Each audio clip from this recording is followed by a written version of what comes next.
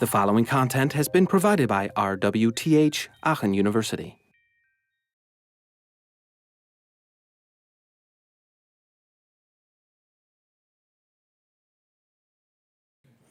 Let's look at spatial analogies first.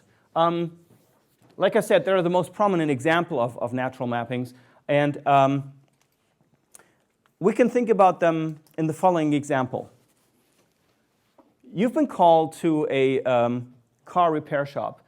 They got this new lifting platform for cars. And all that's missing, really, is for somebody to install the controls over here to control that lift. And you've got a toolbox with all kinds of controls in there that you could use. And your task is to pick controls that move this thing and arrange them on this panel. So take a minute with your neighbor and work out a good control for this. All right. This should be an easy one, right? So let's hear a suggestion from the back half of the room. The guys back there in the light, sort of. Anybody? Yes. Where you, when you push it up, Yeah. it goes up, and when you pull it down, it comes down. Okay. First of all, the direction makes perfect sense. You use the spatial analogy. Up on the control means up of the car, and down means down. So that makes obvious sense, right? Putting them next to each other, every morning you would come in there, we'd be like, okay, so which way was up, right? You'd have to think about it, whereas if it's the way that you describe, it's very easy to remember. But describe the control in a little more detail. What exactly are you using as a control? Just like a pin, which comes out. So kind of like a wall switch, sort of, that you flick up and down? Yeah. Okay. Is it a digital or so is it an analog one? So do I operate it just by flicking it to one position, or do I operate it by sliding it over many different positions? No, you hold it. When you hold it, so when you can switch it, you press it and it goes up. Ah, okay. So while I'm holding it, the thing goes up. Okay, good. That is actually what you'll probably find in pretty much all of the actual lifts out there.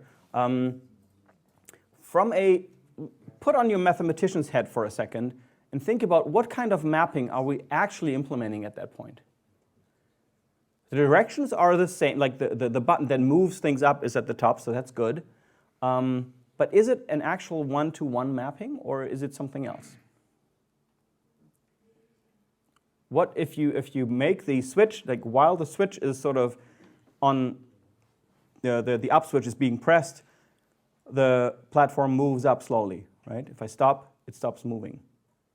What kind of control is that?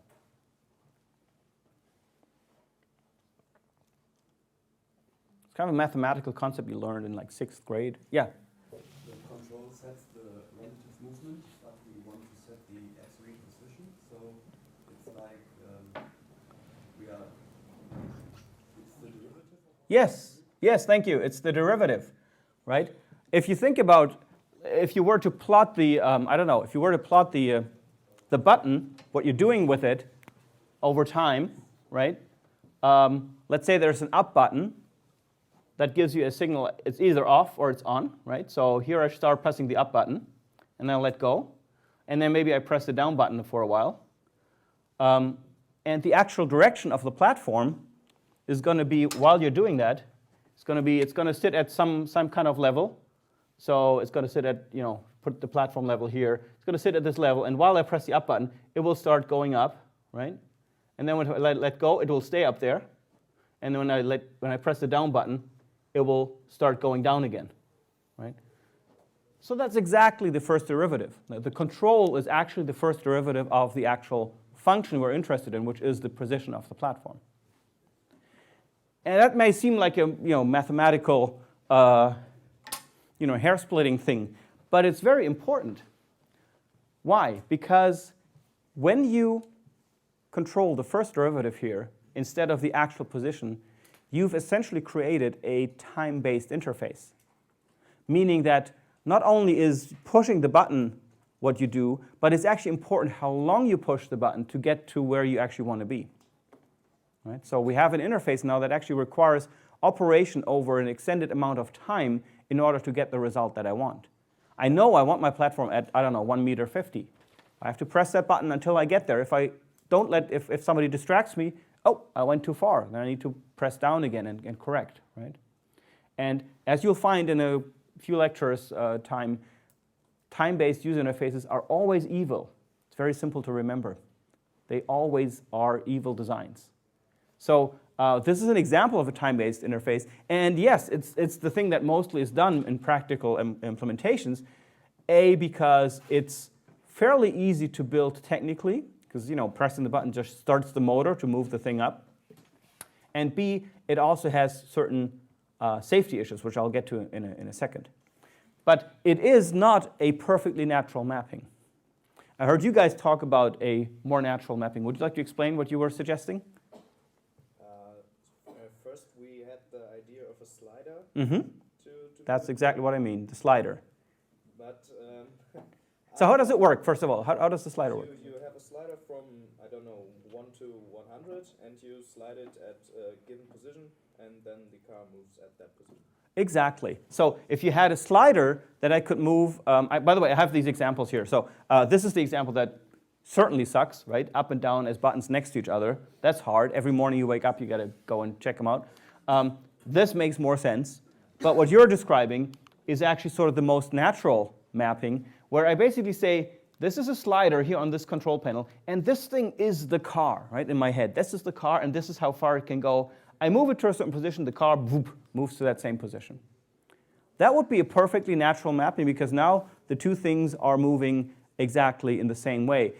All we've now left, mathematically speaking, is a constant factor, right? I'm moving this control maybe by, I don't know, 10 centimeters, and the car moves by 50, right? That's the only difference here. Okay, and then there's a translation where this thing is over here and where the car is over here.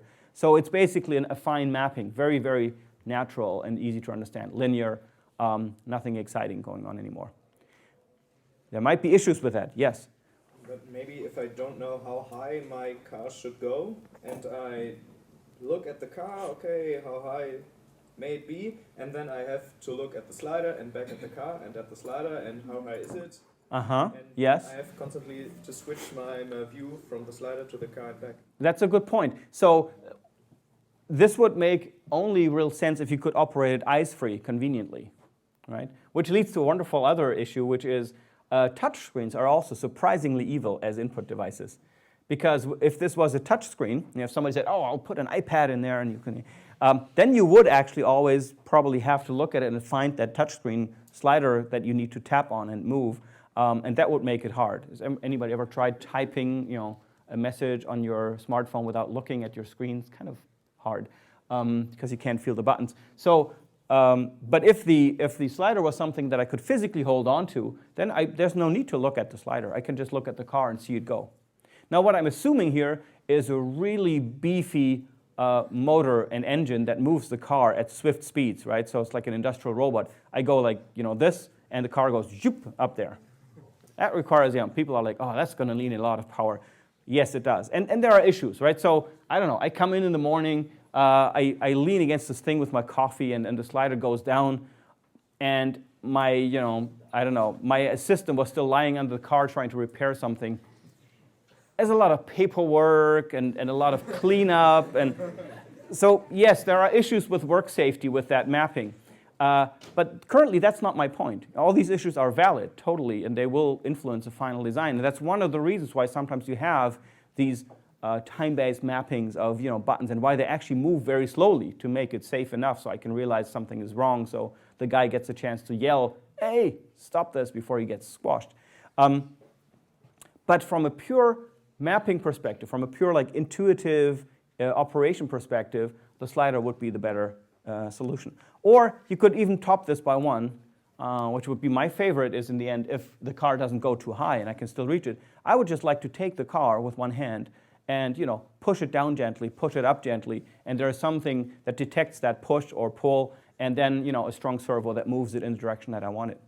Then we would get rid of the problem that you were mentioning about the eyes-free operation. right? And then we have a true one-to-one mapping. I'm actually operating the object that I'm interested in. Okay.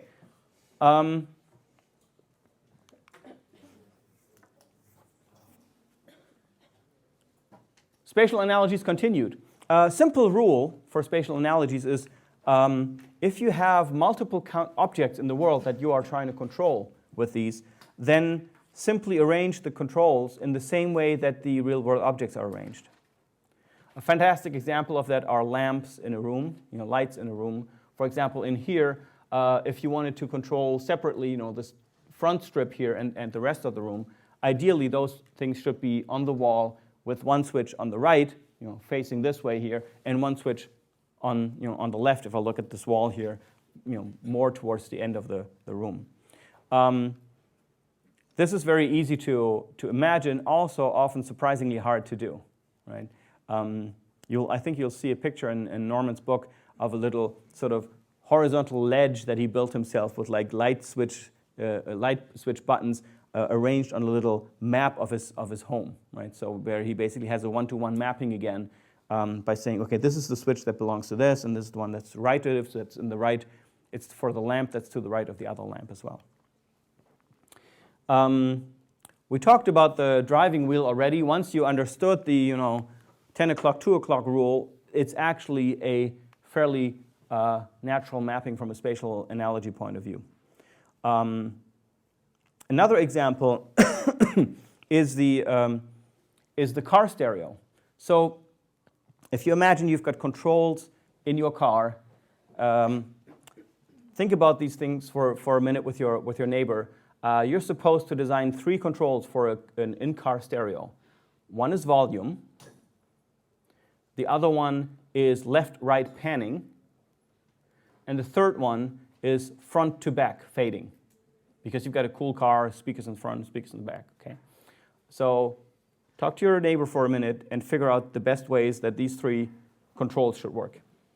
How would they be arranged? Yeah. Let's hear some suggestions. Volume knob. The volume control. How should it work? What would be a very natural mapping? Yes. A knob. Okay. Why a knob? Because that's what I got on my car stereo. No? Yeah, it's just cool because it somehow reflects an analog scale where you just turn it up or down, and it's louder or... Yeah. So this is funny what you just did. You said like it reflects an analog scale where you turn stuff up or down. So you're right, but what you're using is actually sort of a mapping that you've seen so many times in devices that it has become natural to you. But from a pure like physical point of view, it's actually not obvious. Why can't I turn left to go up, right? I know it's weird, but it could be like that. So yes and no. On the one hand, a knob that I turn clockwise in order to turn the volume up and counterclockwise to turn it down is not physically a spatial natural mapping by default, like not because of some rule of nature, but we've seen it so many times in devices as a convention that it has become very intuitive to us. So if you enter a car and there's a knob, you will know, and hopefully it will also be true, that volume up means turning it clockwise. Yes. What would be a more natural control that I wouldn't have to have any social conventions for? Yeah. A slider, yeah. But I think, Up, down. yeah, these kind of switches, sliders, take up a lot of space. Yes, so now come all the other considerations, right? How much space does it take on the control board? Does it get dusty and start working unreliably? Is it something I can easily knock against and change the setting inadvertently, right? So there are a lot of these issues. You've probably had this, when you have like those things that you turn and you press them at the same time. You try to turn something and you drive over a hump and oops, now you press that button, right, which you didn't want to do. This can be even more fatal if you have a slider, which then all of a sudden like blasts everybody's ears off. So yes, there are all these other concerns, but from a pure natural mapping point of view, volume up, down would be more volume up, less volume down. Yes? But why is it natural that up means more? Ah. That also a convention? We'll get to that. Why up means more, we'll get to that question in a second. Yes. Hold on to that thought. Fader. No, sorry, panning, left, right. That's an easy one. Yeah, just two buttons next to each other. The left one is to switch the song to the left. The previous song and the right one. Oh, okay. You're thinking about previous and next track. Yeah, that arrangement would make sense. You could do that with previous track, next track, left, right. I agree. But I was talking about audio panning the signal to the speaker signal towards the left channel, right channel. So continuous control. Like a scroll in the width, like scrolling. Yeah, well, it could be like scrolling, but it doesn't have to be on a touch screen or something like this. It could be a physical interface. Yeah. Yeah, it's the most natural thing again is a slider, right? It says left is all the way left means the left speakers are full on, all the way to the right speakers are full on. In the middle, you're mixing the signal. Now comes the, here again we could say the steering wheel metaphor applies, and if you use another knob for that, then turning it to the right will, counterclockwise, will fade the signal towards the right, and turning it to the left will fade it to the left. That's probably something you'll intuitively use in the right way if it's done that way. Now comes the third question, the fader, front to back. Best control? Slider, yeah, surprise. How and where is it arranged and how is it operated? Well, actually, I thought about, for the fader up and down, and for the volume, there should be like two buttons with plus and minus. Ah, okay. So, well, if you do buttons for volume, you're back to the time-based user interface, right, where you have to press it many times or for a certain amount of time in order to get to a desired volume. Yes, but, well, the thing about volume is that you want to make it precise, and with the slider on such a small pen, it's difficult to get to the right point. If you want like 10 or 15, and you just slide a little, and it's 50. Yeah. Okay, so questions of resolution also come into play. I agree. Yeah. So maybe ideally you would have a big slider, right? So you could do precise settings, right? Or just using the button. Like Yeah. Just remember, buttons are used a lot. Just remember, from a mapping point of view, they are one step away from the most natural interface, right? Just from mappings. There are a lot of other concerns. I completely agree. We're just trying to take this additional look on things from the mappings point of view, right? But yes, and you made the right movement for the fader front back. Ideally, it would be a slider that I could actually move front and back, right? So it would be mounted somewhere on the horizontal console or something next to the handbrake or something where I would control that. Again, from a mapping point of view, that would be ideal. There's a lot of other options doing it and a lot of other constraints. Yes? Wouldn't it be natural to combine the left, right, and front, back fading because they're kind of related? Yeah, that could be a 2D sort of slider that I move along a panel or something, yes. And that would be nice, actually, I agree. And positioning the sound source basically in a 2D space, that makes a lot of sense, you're right.